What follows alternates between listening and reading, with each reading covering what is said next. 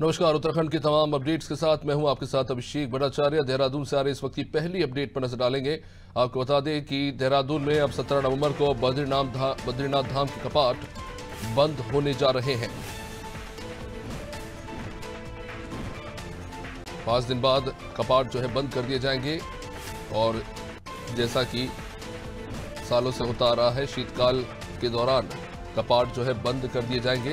दुर्गम क्षेत्र में स्थापित बद्रीनाथ धाम शीतकाल के समय में कपाट बंद रहते हैं। गंगोत्री, यमुनोत्री और केदारनाथ धाम के कपाट जो है वो बंद हो चुके हैं। धार्मिक परंपराओं के अनुसार हर साल की तरह इस साल भी कपाट जो है बंद किए गए हैं और अब 17 नवंबर को बद्रीनाथ धाम के भी कपाट जो है वो बंद कर दिए जाएंगे। सोनू सिंह हमारे साथ जुड़े हुए हैं। सोनू, 17 नवंबर को बद्रीनाथ धाम के भी कपाट बंद होने जा रहे हैं। उत्तराखंड देश के सबसे बड़े धार्मिक पर्यटन स्थलों में से एक, जहां पर अब कपाट जो है बंद होने जा रहे हैं, तो इस साल क्या कुछ खास रहा? राज्य सरकार ने इस बार कुछ अलग तरह से प्रयास भी किए थे ताकि लोगों को व्यवस्थाएं सुलभ हो सके। दावा भी किया जा रहा था कि इस बार जो है अलग रिकॉर्ड बनेगा पर्यटकों की संख्या को लेकर भी। तो क्या कुछ चुनौतियां रही, किस तरह की व्यवस्था रही और क्या कुछ राज्य सरकार के आंकड़े? और देखिए अभिषेक, सरकार के चलते लगातार ये प्रयास किए जा रहे थे कि बड़ी तादाद में लाखों श्रद्धालु यहाँ चारों धामों के दर्शन करने के लिए वो पहुंच रहे हैं। उनकी यात्रा सुगम यात्रा हो, उनकी यात्रा सुरक्षित यात्रा हो, उनको जरूरत पड़ने पर स्वास्थ्य से संबंधित जो सेवाएं हैं वो उपलब्ध कराई जा सके और खास तौर पे जो भी यात्री यहाँ आ रहे हैं मोटर मार्गों के माध्यम से उनको सुविधाएं उपलब्ध कराने के साथ साथ वो नियमों का पालन कर सकें।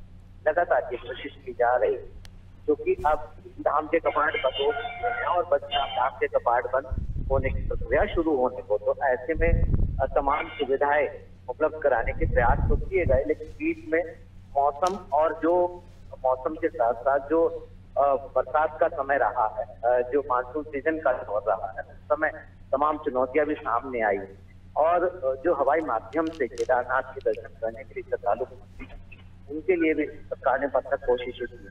लाखों श्रद्धालुओं ने अभी तक तीनों धामों के, चारों धामों के दर्शन किए हैं।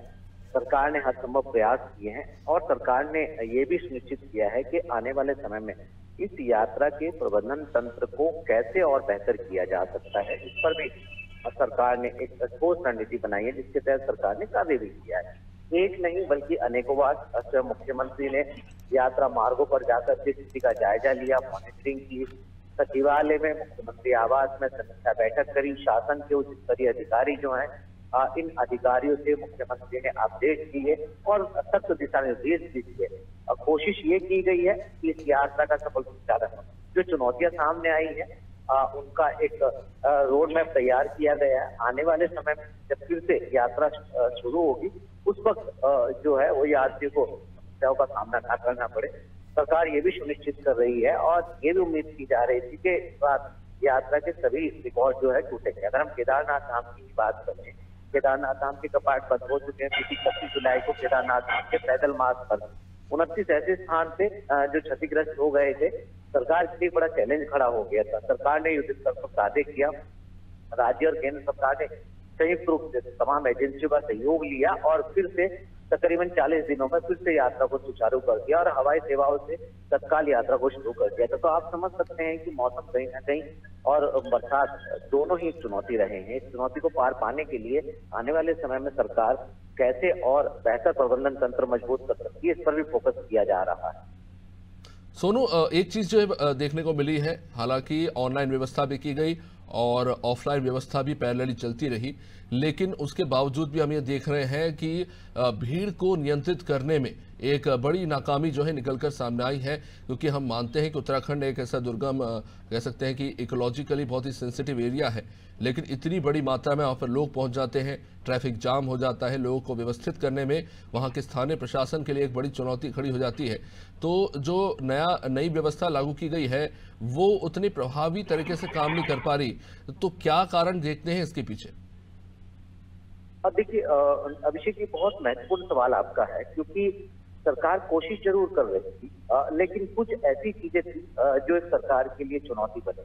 और ये उसमें से एक पहलू ये भी है कि जो भी बड़ी संख्या में श्रद्धालु यहाँ पर दर्शन करने के लिए उत्तराखंड में पहुंचे थे, उनको कहीं ना कहीं रजिस्ट्रेशन ऑफलाइन हो या ऑनलाइन हो, या फिर वाहन के संचालन की बात हो, या पर्वतीय क्षेत्रों में निजी वाहनों की परमिशन की बात हो, उनकी टैक्सी की बात हो, ये तमाम ऐसे पहलू थे। और फिर ठहरने की व्यवस्था, क्योंकि अभिषेक आप जानते ही हैं उत्तराखंड की सब भौगोलिक परिस्थितियां हैं और यहाँ की भौगोलिक संरचना के लिहाज से सरकार भी एक सीमित दायरे में ही व्यवस्थाओं, बड़े बड़े विशाल पहाड़ हैं और दूसरी तरफ जो है वो सदाबहार बहने वाली नदियां हैं। तो ऐसे में पार्किंग की व्यवस्था हो या आवाजाही की व्यवस्था हो या फिर ठहरने की व्यवस्था, तो एक सीमित एरिया में ही व्यवस्थित सरकार करती है। और सरकार के इंफ्रास्ट्रक्चर के अगर हम दायरे की बात करें तो वो एक सीमित मात्रा में ही है। तो ऐसे में सरकार ने कोशिश जरूर की है कि जो सरकार के पास संसाधन है उसमें यात्रियों को असुविधाओं का सामना ना करना पड़े। और बार बार अपील भी की गई है, मुख्यमंत्री ने की है, परिवहन विभाग ने की है, धर्म संस्कृति विभाग ने अपील की है, पुलिस प्रशासन लगातार अपील कर रहा था। और इसके साथ साथ ये भी सुनिश्चित किया जा रहा था कि जो एक संख्या में एक धाम में यात्री आ सकते हैं उससे ज्यादा यात्री जो है वो इस समय में ना आए।